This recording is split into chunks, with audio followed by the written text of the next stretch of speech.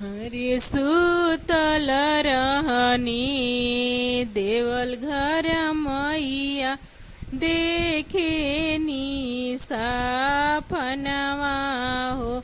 हरे सुतल रहनी देवल घर मैया देखनी सपनवा हो।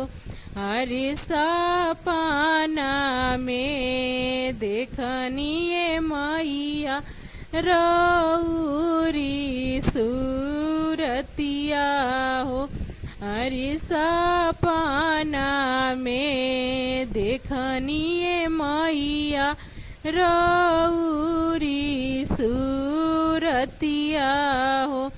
झूठी तोहरो बोलिया ये सेवा कीनी झूठे तोर बचनिया हो। अरे झूठे तोर बचनिया हो।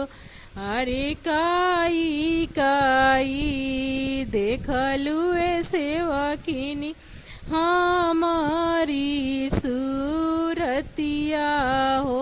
अरे काई काई देखलू ए सेवकिनी हमारी सपनवा हो।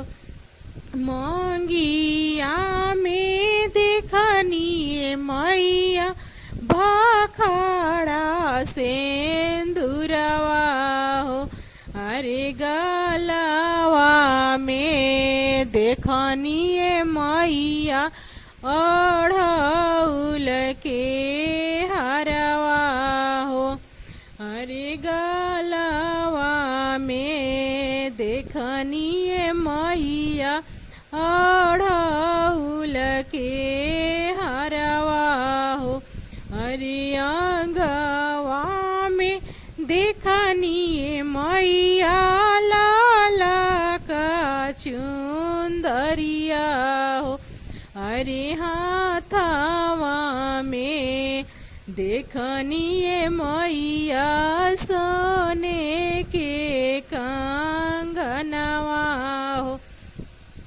अरे पौआ में देखनी मैया रौरो पैजनिया हो।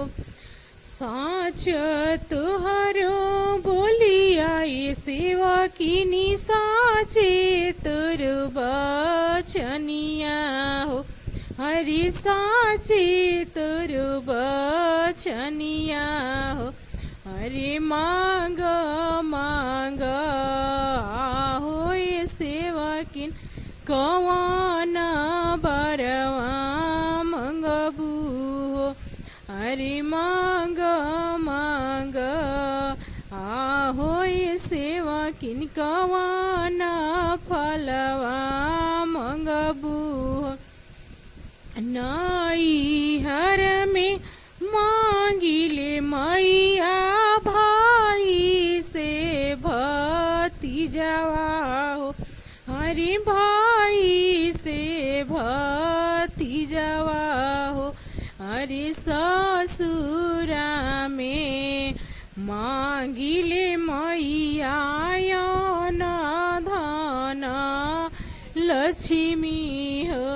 अरे ससुरा में मांगिले मैया न धन लक्ष्मी हो। आपना की मांगिले मैया अवध सिंह